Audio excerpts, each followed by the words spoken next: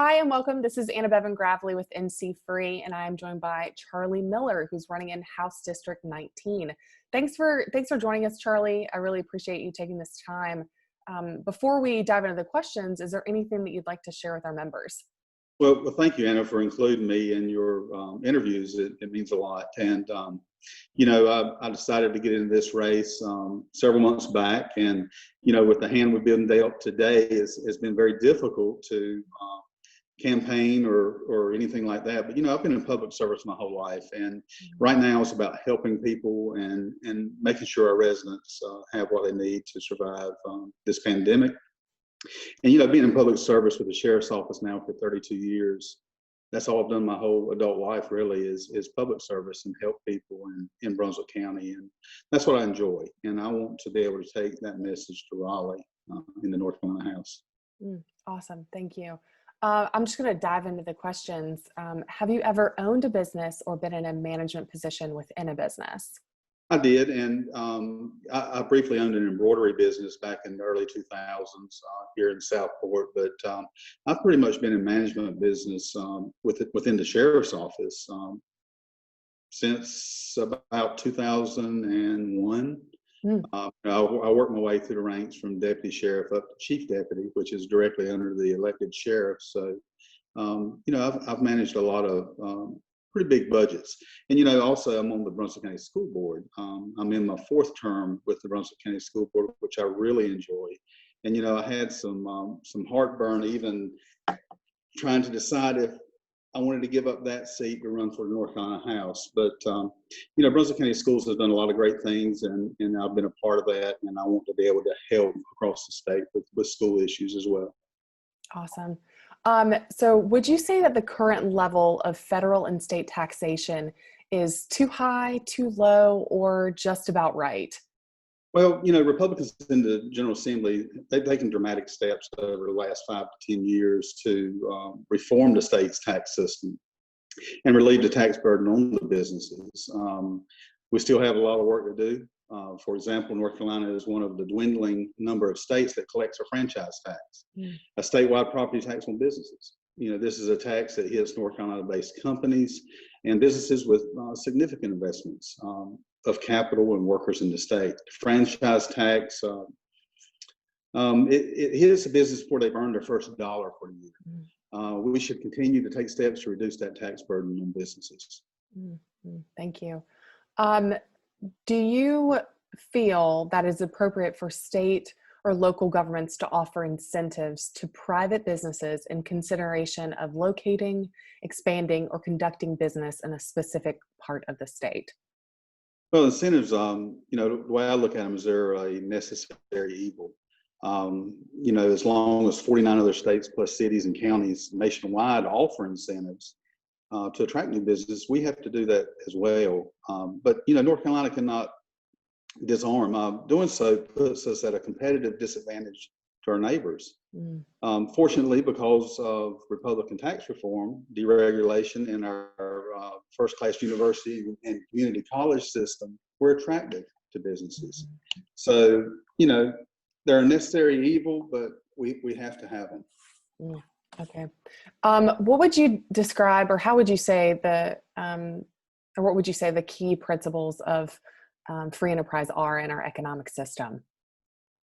And I'm referring to notes here because I've written down some notes, so I hope you don't mind. But prep is great, always good. One is the consumer sovereignty. 2 would be the competition, and 3, private property rights. The key to upholding these principles and therefore protecting our free enterprise system is keeping the government out of your way. The government should not pick winners and losers. Consumers should, the consumer sovereignty, the government should remove unnecessary barriers to entry, like outdated or overly costly licensure requirements, which is more competition. And the government should respect private property rights so the people of the businesses will continue to invest in North Carolina.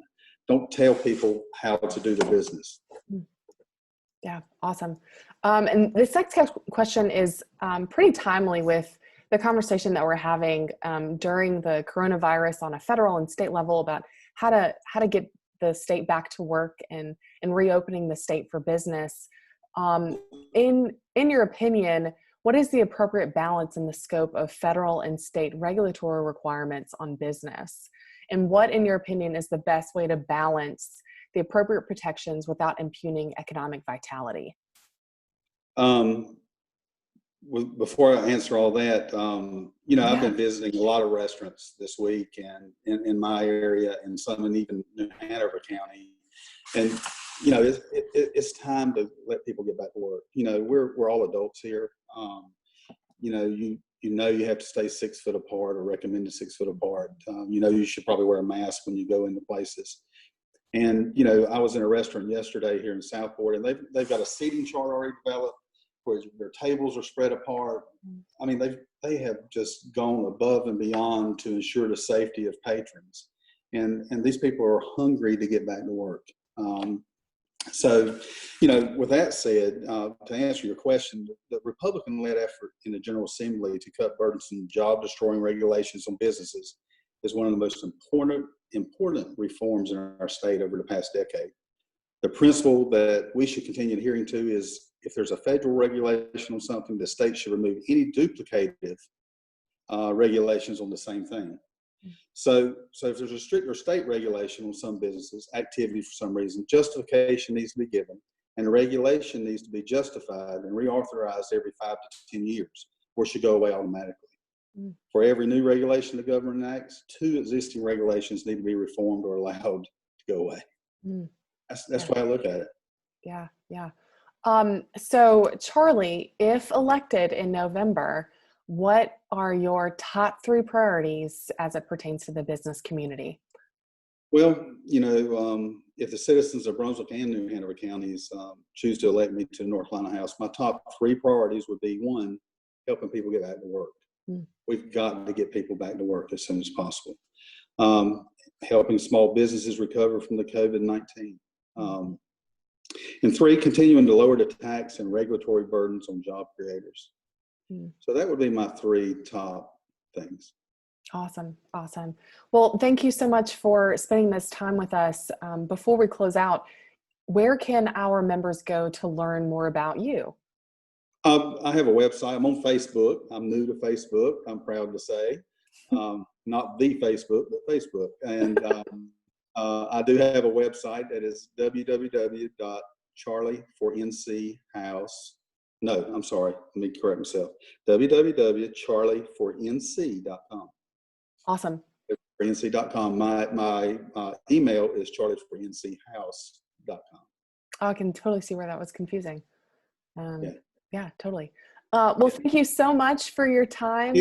Thank you. Yeah, and have a great rest of the day, and good luck on the campaign trail. Yeah, you stay safe.